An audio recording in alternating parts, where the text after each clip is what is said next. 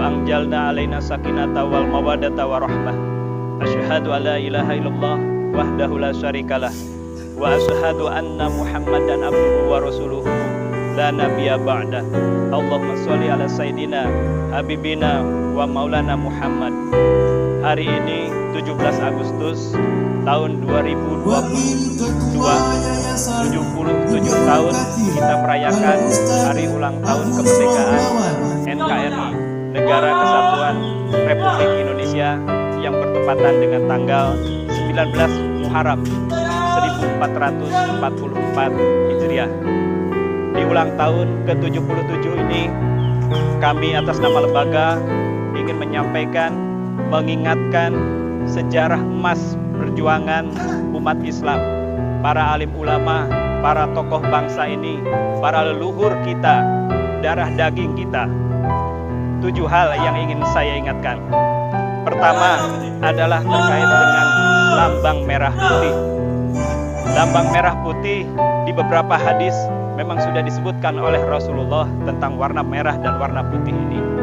Namun dalam konteks Negara Kesatuan Republik Indonesia adalah seorang ulama yang juga habaib, cucu daripada keturunan Rasulullah asal Yaman, Hadarul Maut, yang terkenal dengan guru tua, seorang pahlawan nasional yang lahir di Yaman dan meninggal di Palu. Beliau adalah Habib Idrus Al-Jufri, yang bandaranya sekarang di Palu terkenal, Sas Al-Jufri. Beliau adik kelas Syekhuna Syekh Hasyim Asy'ari. Pada saat itu beliau bermimpi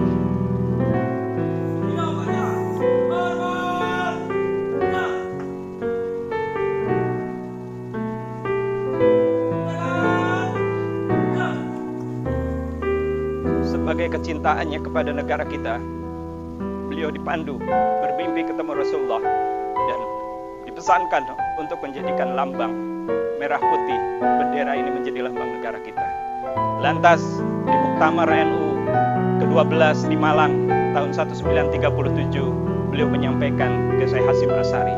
Kemudian Syekh Hasyim Asy'ari menyampaikan hal itu atas usulan Habib Idrus Al-Jufri kepada Insinyur Soekarno selaku presiden, dan diterimalah merah putih bendera Republik Indonesia. Yang kedua, nama Indonesia itu bukan sesuatu hal yang baru. Bahkan para ulama Aceh berkumpul sekitar tahun 1871. Beliau meramal tentang kedaulatan negara kita yang dinamakan Al-Jumhuriyah Al-Indonesia. Para generasi muda, wahai penerus, harus paham hal ini. Oleh karenanya, sekali lagi bahwa nama Indonesia ini juga lahir daripada ijtihad para ulama. Itu yang kedua. Pertama, merah putih. Yang kedua, nama Indonesia. Yang ketiga, lambang negara. Burung Garuda pun juga demikian. Yang merancang adalah Sultan Abdul Hamid II dari Pontianak. Berbagai komponen bangsa dari Aceh, dari Pontianak, seluruh Nusantara berhimpun, bersepakat untuk melebur berbagai negara-negara yang ada di Nusantara ini menjadi satu kesatuan. Seorang sultan juga di Sumatera mewakafkan sekian banyak uang untuk menafkahi negara ini, uang emasnya di awal-awal kemerdekaan juga. Itu yang ketiga, burung Garuda. Yang keempat, tentang persiapan kemerdekaan. Kita mengenal ada BPUPKI, di situ ada Kiai Haji Agus Salim, ada Air Baswedan, dan sejumlah kiai-kiai yang terkenal. Wabil khusus untuk PPKI, Panitia Persiapan Kemerdekaan Indonesia, lebih dekat lagi kepada hari kemerdekaan. Kita mengenal ada 2 tokoh pimpinan ormas besar di Indonesia. Pimpinan Muhammadiyah, Kasman Singodimejo, pimpinan NU, Ayahanda Kiai Haji Abdurrahman Wahid, yaitu Kiai Haji Abdul Wahid Hasim, adalah orang yang berada merumuskan kemerdekaan di dalam PPKI. Sekali lagi, ulama-ulama terus mengawal persiapan kemerdekaan. Itu terkait dengan PPKI. Kemudian yang berikutnya, kita tahu bahwa diproklamasikan ke seluruh dunia di sebuah tempat. Di sebuah tempat, bukan di jalan, bukan di gedung. Di Jalan Pegangsaan Timur nomor 56. Sekali lagi, nomor 56, bukan di jalan. Artinya, 56 itu menunjuk kepada sebuah rumah. Rumah Syekh Faraz bin Marta. Beliau adalah pengusaha Muslim keturunan Arab yang mewakafkan rumah itu untuk kemerdekaan kita demi cintanya kepada negara kita. Bahkan yang berikutnya, pada saat menjelang diproklamasikan, yaitu pada tanggal 9 Ramadan, semua saat saum dan teks proklamasi itu diketik pada saat sahur 9 Ramadan hari Jumat tahun 1364 Hijriah. Anak-anakku sekalian, asatidah rahimakumullah, kita semua harus tahu sejarah demi sejarah itu. Yang ketujuh, saya ingatkan pula bahwa tidak ada kemerdekaan suatu negara melainkan diakui kedaulatan itu oleh negara sahabat. Yang pertama-tama mengakui kemerdekaan Indonesia itu diantaranya adalah Palestina. Lewat mufti saat itu, tahun 45 saat itu, Palestina belum terjajah oleh Israel. Masih merdeka. Mereka adalah negara yang pertama-tama kali mengakui kemerdekaan Indonesia, termasuk Mesir. Dan uniknya adalah yang melakukan lobby-lobby kepada negara-negara sahabat di Timur Tengah itu juga seorang ulama yang bernama Kiai Haji Agus Salim.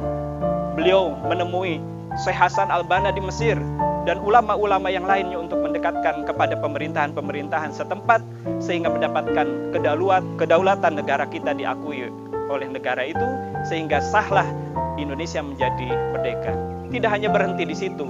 Lantas bukti surat kedaulatan dari negara sahabat itu dibawa oleh seorang ulama, seorang pahlawan nasional, kakek daripada gubernur DKI Jakarta. Beliau adalah Abdurrahman Baswedan. Beliau membawa surat itu disembunyikan di bawah atau di dalam kaos kakinya demi untuk mengecoh blokade Hindia Belanda mulai dari Singapura sampai masuk Indonesia, dan akhirnya lolos. Jadilah negara kita diakui. Kalau A.R. Baswedan adalah kakek daripada Anies Baswedan, gubernur Jawa Barat, kemudian juga guru tua itu, yaitu Habib Idrus Al-Jupri, adalah kakek daripada mantan Menteri Sosial Habib Salim Segaf Al-Jupri. Kita berdarah para pejuang, maka kita pun juga harus menjadi tokoh-tokoh besar nasional, bahkan tokoh dunia. Dengan Al-Quran yang kita genggam, bahwa para sahabat Rasulullah sukses menjadikan para sahabat menjadi orang-orang besar. Oleh karena itu, setelah kami menyampaikan 7 sejarah yang harus kita ingat-ingat ini, maka bagaimana selanjutnya kita? Tidak ada yang kita lakukan selain kita harus mensyukuri kemerdekaan ini atas berkat rahmat Tuhan yang Maha Kuasa, atas berkat rahmat Allah yang Maha Kuasa. Maka kemerdekaan ini dinyatakan kepada dunia sebagaimana di alinea ketiga itu. Kita sekarang mensyukurinya adalah dengan mengisi, meyakinkan kepada diri kita bahwa hidup adalah perjuangan. Waladina jahadu fina lanahdiyannahum subulana wa innallaha lama'al muhsinin.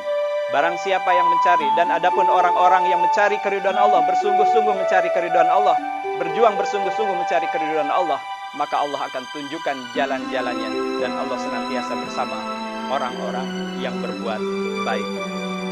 Itulah yang harus kita lakukan. Sungguh-sungguh dengan Al-Quran, sungguh-sungguh berjuang menjaga kedaulatan NKRI. Terakhir yang ingin saya sampaikan, sebagaimana di lagu-lagu perjuangan, wabil khusus sebuah lagu yang dikarang tahun 1946 saat Indonesia setahun baru merayakan kemerdekaan. Pemerintahan ada di Jogja. Seorang ulama juga pejuang tentara Habib Hussein Mutahar menggubah sebuah lagu yang terkenal 17 Agustus tahun 45. Di situ kita diberikan semangat untuk membela sekali merdeka tetap merdeka. Oleh karenanya kita bagaimana meneropong merdeka yang sesungguhnya? Merdeka yang sesungguhnya adalah kita tidak tergantung kepada selain Allah. Kita hanya mentaati Allah Subhanahu wa taala. Wa may yuti'illaha wa rasulahu faqad faza fawzan 'azima. Barang siapa yang mentaati Allah dan Rasulnya, sungguh dia akan mendapatkan keberuntungan yang sebenar-benarnya, keberuntungan di dunia wal akhirah. Oleh karenanya, kemerdekaan yang kita raih ini, mari kita harus kita syukuri dengan menghantarkan kita menjadi insan kamil, insan yang sempurna, yang mendapatkan kebahagiaan di dunia wal akhirah dengan berpedoman kepada tuntunan Allah dan Rasulnya. Demikian yang bisa kami sampaikan. Semoga kita tetap semangat, sekali merdeka, tetap merdeka. Merdeka! Merdeka! Merdeka! Allahu Akbar! Wallahu muwaffiq ila aqwamit thoriq. Assalamualaikum warahmatullahi wabarakatuh.